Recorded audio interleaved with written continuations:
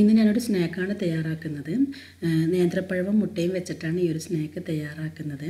പ്രത്യേകിച്ച് കുട്ടികൾക്ക് ഒരുപാട് ഇഷ്ടമാകുന്ന ഒരു സ്നാക്കാണിത്. ഒരു വ്യത്യസ്തമായിട്ടുള്ള എന്നാൽ വളരെ എളുപ്പത്തിൽ ഉണ്ടാക്കാൻ പറ്റിയ ഈ ഒരു സ്നാക്ക് എങ്ങനെയാണ് തയ്യാറാക്കുന്നത് നോക്കാം.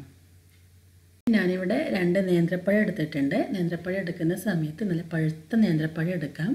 വലിയ നേന്ത്രപ്പഴമാണെങ്കിൽ 2 മുട്ടയ്ക്ക് 1.5 പഴം മതിയാകും. ഞാനിവിടെ കുറച്ച് ചെറിയ പഴമാണ്, അതുകൊണ്ട് 2 നേന്ത്രപ്പഴമാണ് എടുത്തിട്ടുള്ളത്. ഈ നേന്ത്രപ്പഴത്തിനെ നമുക്ക് ഇതുപോലെ റൗണ്ടായിട്ടൊന്ന് കട്ട് ചെയ്തെടുക്കാം. നമുക്ക് ഈ ഒരു പഴത്തിനെ ഒന്ന് ഫ്രൈ ചെയ്തെടുക്കണം. അപ്പോൾ ഞാനിവിടെ ഒരു പാൻ വെച്ചിട്ടുണ്ട്. പാനൊന്ന് ചൂടായി വരുന്ന സമയത്ത് നമുക്കിതിലേക്ക് നെയ്യ് ചേർത്ത് കൊടുക്കാം. ഓയിലല്ല, നെയ്യിലാണ് ഞാൻ ഈ ഒരു പഴം ഫ്രൈ ചെയ്യുന്നത്. അപ്പോൾ ഒരു 2 ടേബിൾ സ്പൂണോളം നെയ്യ് നമുക്കിതിലേക്ക് ചേർത്തിട്ട് ഈ ഒരു നമ്മൾ കട്ട് ചെയ്ത് വെച്ച പഴം, അപ്പോൾ ഈ ഒരു നെയ്യൊന്ന് ചൂടായി വരുന്ന സമയത്ത് നമുക്ക് കട്ട് ചെയ്ത പഴം മുഴുവൻ ഇതിലിട്ടിട്ട് ഈ ഒരു പഴത്തിൻ്റെ കളറൊന്ന് മാറി വരുന്നത് വരെ ഫ്രൈ ചെയ്തെടുക്കണം. അപ്പോൾ ഇതുപോലെ നമുക്ക് മുഴുവൻ പഴവും ഒന്ന് ഫ്രൈ ചെയ്തെടുക്കാം. ഇപ്പോൾ നമ്മുടെ പഴം ഇവിടെ ഫ്രൈ ആയി വന്നിട്ടുണ്ട്. നമുക്കിതിനെ പാനിൽ നിന്ന് മാറ്റാം. നമ്മളിതിൽ ചേർക്കുന്ന പഴത്തിന് നല്ല മധുരം വേണം. അപ്പോൾ ഞാൻ ഈ ഒരു പഴത്തിലേക്ക് കുറച്ച് പഞ്ചസാര ചേർക്കുന്നുണ്ട്. ഒരു 1/2 ടേബിൾ സ്പൂണോളം പഞ്ചസാരയാണ് ചേർക്കുന്നത്. അപ്പോൾ പഴത്തിന് നല്ല ചൂടുണ്ടായിരിക്കണം. നല്ല ചൂടോടുകൂടിയുള്ള പഴത്തിലേക്ക് വേണം നമ്മൾ പഞ്ചസാര ചേർക്കാൻ വേണ്ടിയിട്ട്. ഈ ഒരു പഞ്ചസാര ചേർത്തിട്ട് പഞ്ചസാരയും പഴവും നന്നായിട്ടൊന്ന് മിക്സ് ചെയ്തെടുക്കാം. പഴത്തിലേക്ക് പഞ്ചസാര നന്നായിട്ട് ഞാനിവിടെ മിക്സ് ചെയ്തെടുത്തിട്ടുണ്ട്. ഇനി നമുക്കൊരു ബാറ്റർ തയ്യാറാക്കണം. ഞാനിവിടെ മിക്സിയുടെ ജാർ എടുത്തിട്ടുണ്ട്. ഈ ജാറിലേക്ക് നമുക്ക് 2 മുട്ട പൊട്ടിച്ചൊഴിക്കാം.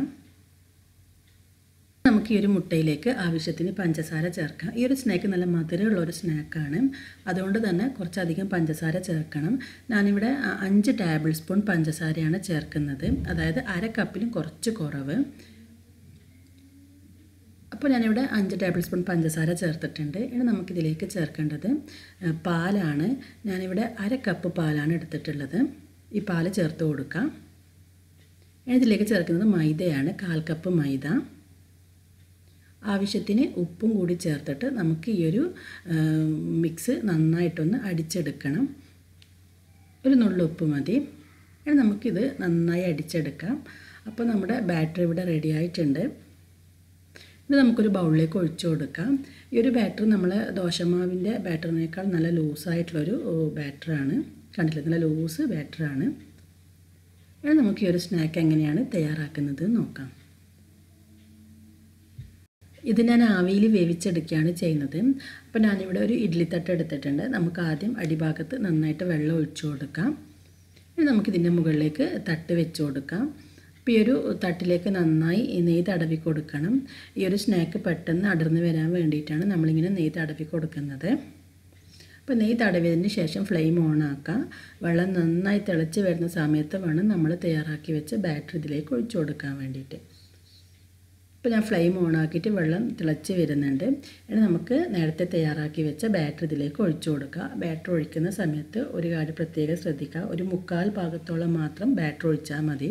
കാരണം ഇതിലേക്ക് നമുക്ക് പഴം ചേർക്കേണ്ടതുണ്ട്.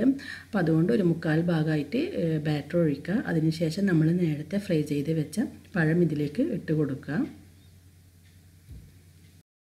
മുട്ടൻ്റെ സ്മെല്ല് തീരെ ഇഷ്ടമില്ലാത്തവരാണെന്നുണ്ടെങ്കിൽ നമ്മൾ ബാറ്റർ തയ്യാറാക്കുന്ന സമയത്ത് 2 ഏലക്ക ഇതിലേക്ക് ഇട്ട് കൊടുത്താൽ മതി.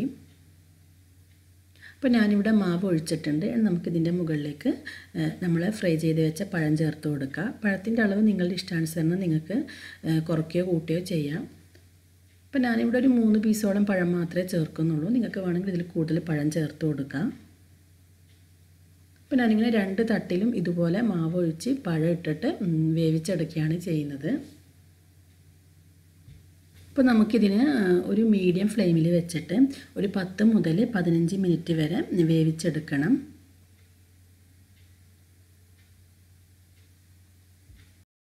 ഇത് നന്നായി വെന്ത് വന്നതിന് ശേഷം നമുക്ക് ഫ്ലെയിം ഓഫ് ചെയ്യാം. ഫ്ലെയിം ഓഫ് ചെയ്തതിന് ശേഷം പെട്ടെന്ന് തന്നെ ഇത് തട്ടിൽ നിന്ന് മാറ്റരുത്. ചൂട് നന്നായി പോയതിന് ശേഷം വേണം മാറ്റാൻ വേണ്ടിയിട്ട്.